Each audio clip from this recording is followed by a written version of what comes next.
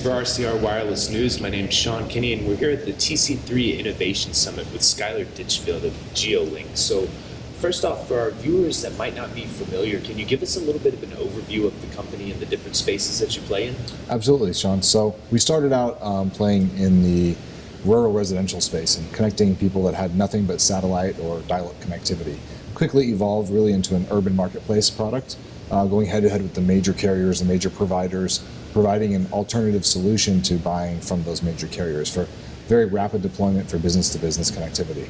In the last couple of years, we've evolved into a couple new product sets, which is selling wholesale to other carriers that don't own and operate their own network, or major carriers that need connectivity in areas that they don't reach. Additionally, we've then also moved into the government space in terms of building network to rural schools, libraries, other anchor institutions, and really being an advocate on that front in terms of regulatory reform and things that will help push connectivity out to those rural institutions. Now, this is something that you hear a lot about, kind of a buzzword, but the digital divide, it is a very real thing, though. I think there's something like 3.5 billion people on Earth that don't have access to reliable broadband. Yes. So this has implications, everything from healthcare to education and on and on. But from GeoLinks' perspective, what do you think is the best sort of deployment model to reach into these rural communities and lift them up and get them connected? Absolutely. So I think there's 34 million Americans that are unconnected right now altogether. You got 6.4 million students at school that actually don't have connectivity as well. So it's a big issue. And even in the suburban areas, there's either a lack of connectivity or only a single provider or weak older infrastructure. So there's more people than we realize that are coming up short here.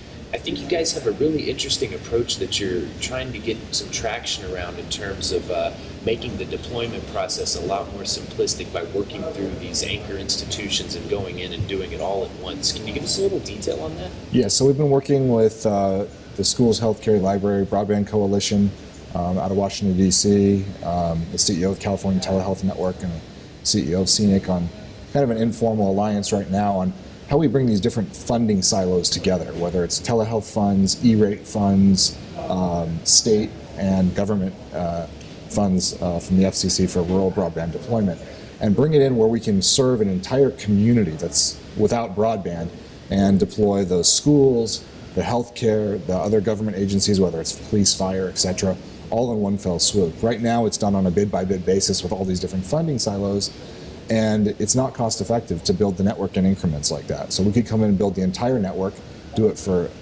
a fraction of the cost and much, much quicker. So we're going to be taking a proposal to Chairman Pai, hopefully the beginning of next year altogether, after we've picked a demo city and got a couple of legislators behind us in backing that project. From our perspective, it's going to be hybrid networks. So it's a mix of fiber and fixed wireless, and along with some deviations of fixed wireless like TV white space, the projects that Microsoft's pushing that we're working with them on now. And it's going to be conjoining those networks in the proper design and topology, depending on the terrain, and the density of the housing, etc., to get not only a cost-effective deployment, but something rapid. I mean, it would be nice for everyone to have gigabit to the home today, but if we can get a couple hundred megabits to the home, or even say a 50 to 25 megabit connection to very rural areas in a short time frame, think of all the advantages that's going to bring to those people, and we don't lose a whole generation of children who miss out on having connectivity, period. Yeah, there's a research group, Mera Verdis, that put out a study just this morning, I believe, that looked at FWA to address multiple dwelling units. And I mean, the business case is crystal clear. Yes. It's so difficult to run fiber to every single apartment unit. Yep. And if you can just put that node at the block and serve 150 units, I mean, that's you've done it quickly and you've done it in a very cost-effective manner. Absolutely. I completely agree with that. Actually, earlier this year, HUD and a couple of divisions of HUD reached out to us to bring connectivity to some of their housing projects. They were looking at extremely high-density housing. How do we get that cost per resident as low as possible, but to deliver them a high bandwidth solution? So we've been looking at deployments from, say, 5,000 to 30,000 units and doing a even distributed Wi-Fi system where these people can come and go and don't have to disconnect, reconnect, and it's like embedded in the rent. And we can get the cost per user down to $5 to $7 a piece for a 25 to 50 megabit connection. That's the initial proposal we're putting together. Obviously, these government projects take some time to digest, but to give them numbers to work with, to start thinking about, does get this stuff moving. So looking ahead a little bit, I see kind of two interesting evolutions going on in fixed wireless, and one of them is millimeter wave, obviously, and then the other's CBRS. So maybe Yes. let's think about CBRS for rural coverage. Right now you can do something that's Part 90 compliant, Right. kind of lay the groundwork for once the SAS systems are approved and in place. But what's your perspective on that? What's the opportunity for CBRS and fixed wireless? So I love the opportunity that CBRS may become available to us. There's the challenges of getting the areas small enough that they're affordable to mid and small operators like us. The other issue is the channel sizes are still fairly small. While it does provide a viable solution, versus unlicensed 5 gigahertz, which is getting more and more congested and noisy, it's not going to be a gigabit solution play. It can probably be something in the 100 megabit or less, but very viable solution for that, where the areas of 5 gigahertz are getting congested. So I'm a big proponent of it. We're aligned with what WISPA's been pushing forward there, and Steve Curran's been a great advocate on that as well. So we're putting our notes into the FCC regularly on trying to push that agenda as well. Okay, and then let's look at that other piece, that millimeter wave piece. You mentioned the difficulty of getting that fiber-like experience Yes. over a wireless link. I mean, millimeter wave holds the key, but there's It a does. lot of challenges with the propagation characteristics There and are. even getting it through a modern building window that's got IR glass. So Exactly. what's kind of the outlook here? So we've been probably in 2 years looking at how do we go to our millimeter wave band network, and that's what we've been calling the 2.0 version of our network. People might call it a 5G network or something along those lines, but the desire is to be able to deliver 10 gigabit capacity at a price that's more affordable than fiber across our whole metro footprint. And we've been waiting, to see kind of how the products have been evolving, because they've been rapidly evolving over the last couple of years, and prices have been coming down significantly. And there's now point-to-multipoint products that are coming out in the millimeter wave band as well. Now, the early products that are out right now are in the lower spectrum, say the 60 gigahertz, where they do have the oxygen absorption issues. So you're looking at about 700 meters as the maximum transmit distance, which drives your CapEx up because you have to deploy so many more towers per square mile.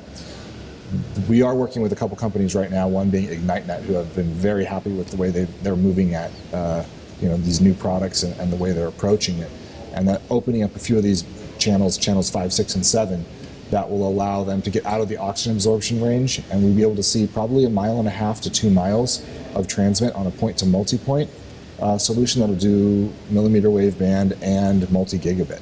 And then on a point-to-point, on a very affordable product, we could see 3 gigabits and maybe possibly even more in the near term. So I'm very excited about it. Then you've also got the millimeter wave band stuff that is FCC licensed, like the 39 gigahertz play. We made some bids on that stuff when Straight Path was auctioning all their stuff off after they had gotten in trouble and everything on the economic areas that we're in, which is Southern California and Arizona. But unfortunately, it went for many multiples over their market cap, and AT&T, and then ultimately Verizon became the buyer of that spectrum. Well, so as we continue to see the fixed wireless access space develop, Skyler, what are some of the priorities moving into 2018 for GeoLinks? So our one priority is get this millimeter wave network launched, and we're out doing building top procurement for that right now. So we'll hopefully be mid next year providing up to 10 gigabit millimeter wave band solutions over most of Southern California, what we call the greater LA area. The other things are really pushing hard on getting a point-to-multipoint band that can deliver gigabit and multi-gigabit service available. Probably won't happen in the next year, just given the regulatory landscape with the FCC and how much money is available by auctioning these things off. But we're part of a broadband access coalition that Mimosa Networks has founded and head up, along with some other big name companies, and we're really hoping that we can get that 250 megahertz of spectrum opened up there for the mid-sized operators and smaller kind of Part 101 type licensing, which would make it affordable, but give you a long-term enough license that you're able to afford to put the CapEx into it. And it would work obviously in the urban areas, but it would really be nice for the suburban and rural areas because of the broadcast distances we can use with those 3 to 4 gigahertz type bands. We could go 10 to 15 miles on a point-to-multipoint solution.